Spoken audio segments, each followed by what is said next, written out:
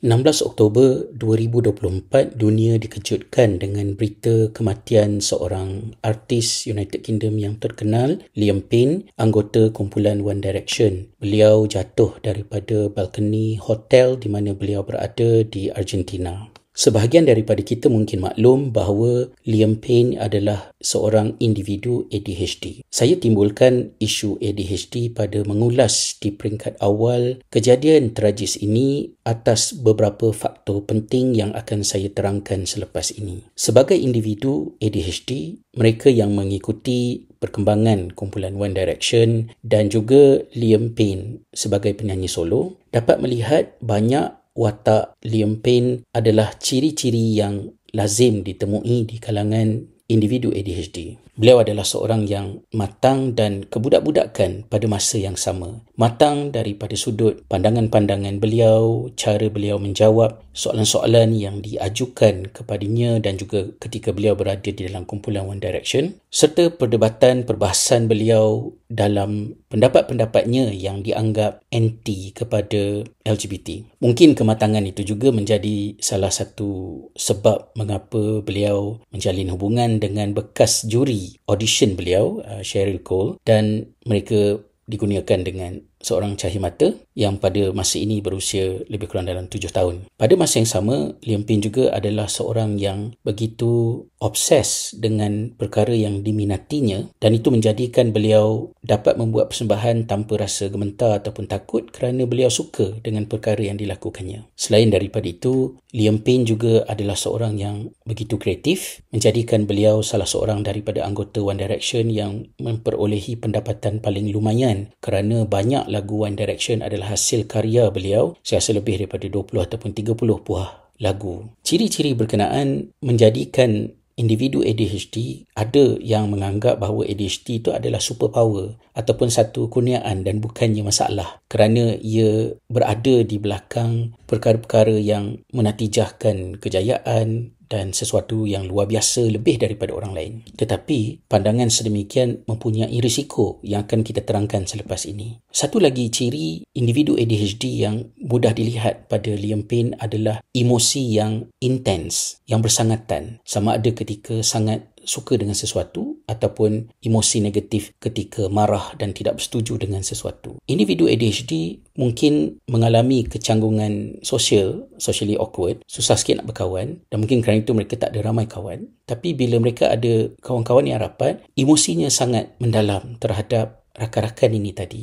Liam Payne sangat terjejas dengan pembubaran kumpulan One Direction. Beliau membuat hantaran terakhir di halaman Instagramnya dengan menunjukkan gambar beliau bersama dengan anggota One Direction. Malah beliau berada di Argentina ketika kejadian ini berlaku adalah untuk memberi sokongan kepada konsert yang dijayakan oleh rakan One Direction beliau iaitu Niall Horan. Emosi yang sukar diregulasi itu juga berada di belakang rasa gelisah, overwhelm yang terjadi kepada individu ADHD dan ini boleh mendatangkan pelbagai cabaran apabila mereka menjadi public figure. Dalam satu temu bual, Liam Payne pernah menyatakan bahawa kesan daripada kemasyhuran yang terjadi kepada anggota One Direction pada usia yang begitu muda, mereka berada dalam keadaan yang sangat penat, termasuk juga penat dari segi emosi dan salah satu cara untuk mengatasi keadaan tersebut adalah dengan mengurung diri di dalam bilik, menjauhkan diri daripada peminat, daripada orang ramai. Tindakan tersebut jika tidak hadir bersama-sama dengan perkara yang boleh dilakukan secara bersendirian tetapi bermakna, meaningful, boleh mengundang kepada rasa sunyi yang sangat mendalam. Walaupun mereka begitu terkenal, mempunyai jutaan peminat, tetapi mereka boleh menjadi seseorang yang merana menanggung rasa keseorangan. Dan ini mengundang kepada kemurungan dan pelbagai faktor lain yang mendatangkan masalah dalam kehidupan individu ADHD. Emosi yang sukar untuk diregulasi, dikawal itu tadi, berada di belakang masalah-masalah yang terjadi apabila Liam Payne mengamuk dengan wartawan yang bertanya soalan yang bukan-bukan, masalah yang berlaku di antara beliau dengan anggota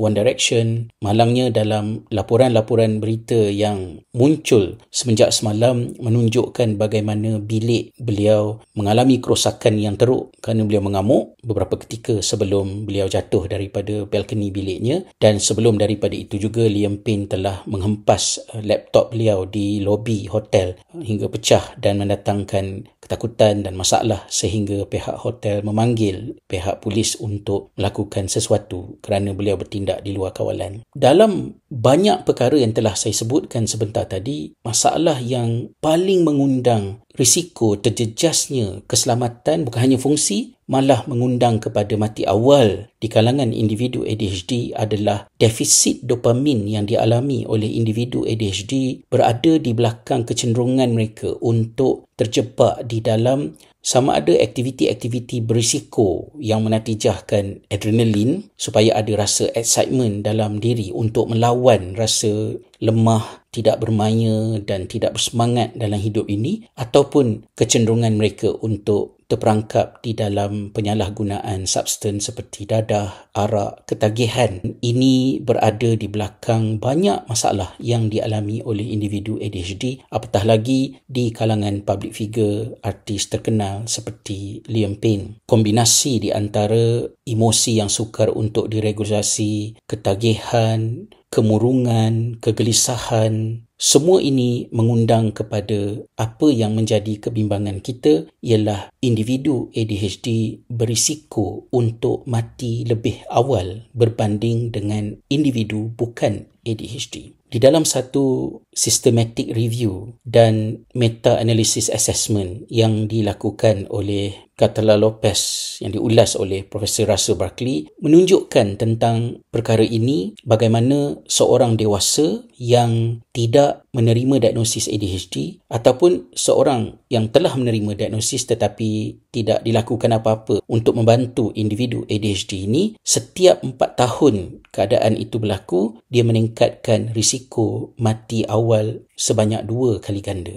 Jika kemurungan, kegelisahan, kecenderungan untuk membunuh diri ditambah dengan arak, rokok, obesiti, masalah tidur yang kronik, jika faktor-faktor ini disenaraikan sebagai faktor yang menyumbang kepada kematian, mati awal seperti yang dilihat oleh Public Health dalam isu ini, Profesor Russell Barkley menekankan bahawa individu ADHD boleh merangkum kesemua faktor ini tadi di dalam satu individu disebabkan oleh ADHD yang tidak menerima bantuan. Oleh yang demikian, ketika mana ADHD, autism, disleksia, dyspraxia dan kategori-kategori lain kelainan neurologi yang berada di bawah payung neurodiversity ini cuba untuk dipandang secara yang lebih positif dan inklusif, kita tidak harus menafikan atau meremehkan hakikat ADHD adalah pathological disorder yang bukan sahaja menjejaskan fungsi seseorang dalam kehidupan, meningkatkan risiko mati awal, malah yang lebih penting, ADHD itu boleh diatasi melalui terapi dan juga intervensi perubatan seperti pengambilan stimulan. Liam Payne meninggal dunia pada usia yang begitu muda, 31